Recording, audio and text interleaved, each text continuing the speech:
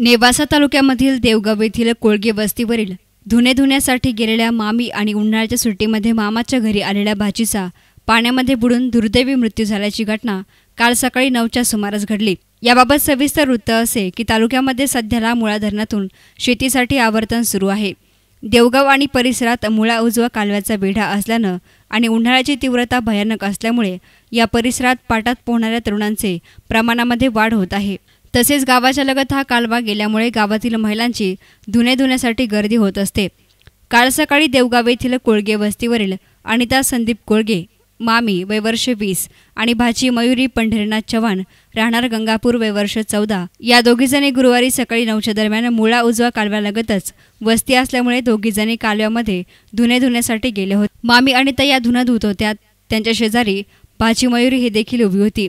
तिचा तोल जाऊन पाय पाटामध्ये घसरला आणि ती पाटामध्ये हळूहळू बुडू लागल्याने मामीने तिला वाचवण्यासाठी पाटात उतरून हात दिला।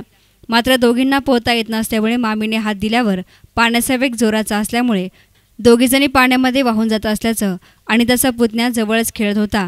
त्याने या दोघीजणी वाहत असल्याचं पाहिलं आणि आरडाओरडा केला आणि त्यानंतर 10-15 मिनिटांनी शेजारील आणि गावातील तरुणांनी पाण्यात बुड्या घेऊन 1 ते 2 किलोमीटरपर्यंत शोधूनही त्याचा काही उपयोग झाला नाही। ही वार्ता वाऱ्यासारखी परिसरात पसरल्यामुळे या परिसरात तरुणांनी गर्दी केली होती।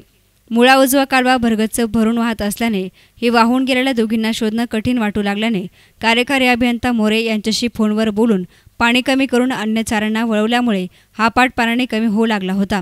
परिसरातील तरुण शोधकार्य करत असून सायंकाळपर्यंत अनिता आणि मयुरीला शोधण्यात गावकऱ्यांना अपयश आलं। या ठिकाणी कुकाना पोलीस चौकीचे संतोष फलके अमोल असबे यांनी प्रत्यक्ष पाहणी केली। तसेच उपअभियंता शाखा अभियंता कालवा निरीक्षक यांनी भेटा दिल्या। या परिसराला मुळा उजवा कालव्याचा पूर्ण वेढा आहे।